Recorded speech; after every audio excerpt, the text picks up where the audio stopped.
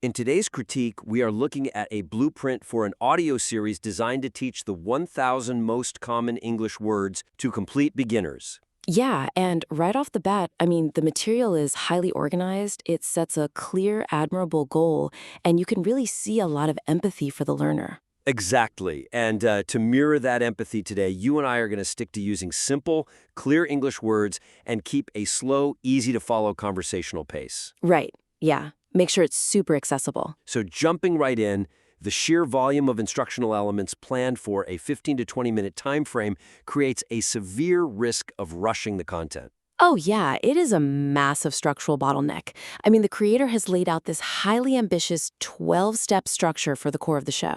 Right. They basically want to teach 25 completely new words in every single session. Wow, 25. Yeah. And the requirements for each word are, pretty extensive. Right, because for every single one of those 25 words, the blueprint says the hosts have to give the simple meaning, the part of speech, a pronunciation tip. Yeah, and 2 unique example sentences. Exactly.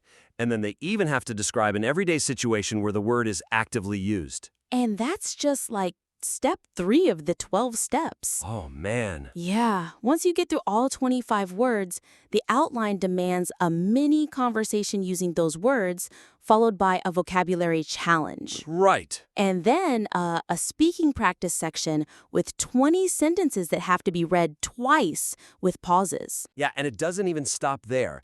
After that is listening practice with 5 questions, pronunciation practice, mistake correction, and a quick review. So let's just look at the math here. Okay. Fitting all of this into 15 to 20 minutes leaves only seconds per word and activity. It will completely overwhelm a complete beginner. But, as I understand it from the notes, the argument here is that the learner really needs to reach that 1,000-word milestone. Right. That's the big goal. So if we slow down, don't we fail that goal? Well, no, because learning is about retention, not just exposure. Ah, okay. If you rush through 25 words, the brain just flushes them out. It's so much better to deeply learn fewer words than to speed through a bunch and forget them all. That makes perfect sense. So the suggestion here is to streamline the structure, right?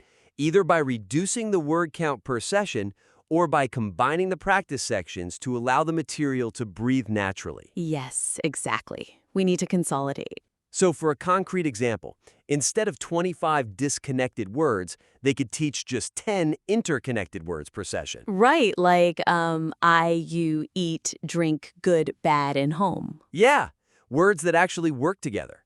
And for combining the activities, they could merge the speaking practice, the listening practice, and the mini conversation into a single interactive story segment. Oh, that's a really great idea. Right?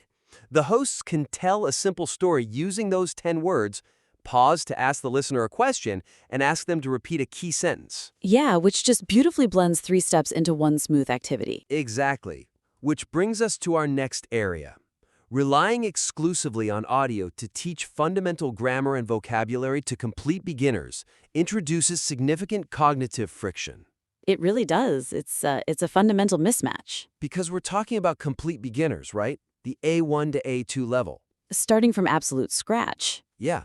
And trying to teach abstract connector words like is, am, and are, or trying to distinguish between they and we just through an audio medium? Without any visual context, it's incredibly difficult. Right. For a beginner to grasp the meaning and the spelling simultaneously like that, it's too much. It's like trying to put together a puzzle in the dark. Oh, that's a good way to put it. But, let's look closely at the section discussing the vocabulary list. Okay. These are the most common words. We really can't skip them, so they have to be taught early on. How can we do that in an audio format without overloading them? Well, the suggestion is to anchor the abstract vocabulary to vivid, universal sensory cues and also provide a companion visual anchor that listeners can look at. Okay, I like that. So for concrete examples, let's talk about the sensory cues first. Yeah, so when teaching contrasting words like big and small or good and bad, you use distinct sound design. Like using a loud booming voice or a big sound effect for big? Exactly. And then a quiet, squeaky voice for small. Ah, that creates an instant mental link. I love that. And what about the visual anchor? So, during the welcome section, the hosts can explicitly direct listeners to a simple, free visual guide. Like the show notes on their phone? Yes, right on their phone. So they can look at the words I, you, he, and she right as they hear them spoken. Oh, wow, yeah. That completely bridges the gap between audio and text. It turns the lights on in that dark room. It really does. But once we fix that, we also have to look at the vibe of the show. Right, the tone. The stated goal of sounding like a natural conversation between friends clashes with the highly rigid, drill-heavy classroom format outlined in the middle sections. Yeah, it's totally a Jekyll and Hyde situation. Because the creator explicitly wants a warm chat between Emma, the teacher, and Alex, the beginner. They state it should not feel like a boring vocabulary lesson. Right, but then you look at the middle of the episode, and it's a sequence of formal vocabulary challenges, 20 repetition drills, listening comprehension paragraphs. And explicit pronunciation practices. It mimics a traditional rigid textbook rather than a friendly chat.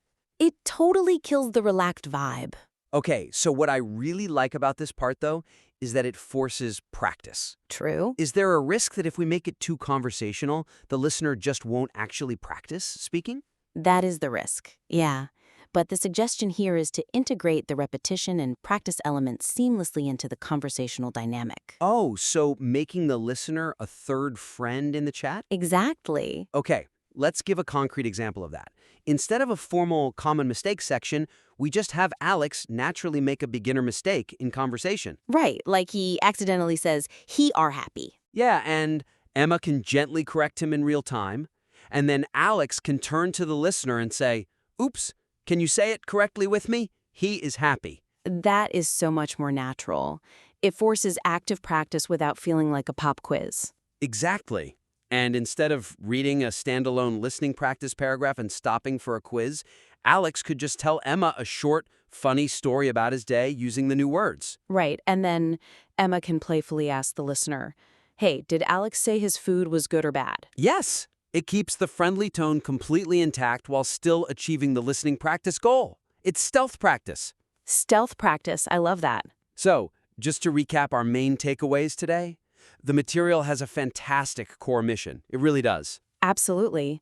Building a ramp for beginners is a great goal. But it can be greatly improved by reducing the volume of content to fix the pacing, adding sensory or visual anchors to help beginners process the audio, and blending the formal drills directly into the natural banter of the hosts. Yeah, so just to summarize the actionable steps, reduce the word count or merge activities, use sound design and show notes for visual support, and let the beginner host make natural mistakes for real-time correction. It'll make the show so much stronger. We warmly invite the listener to apply these structural changes and submit their revised outline or even a sample audio recording back to the show for another critique. We'd love to hear it.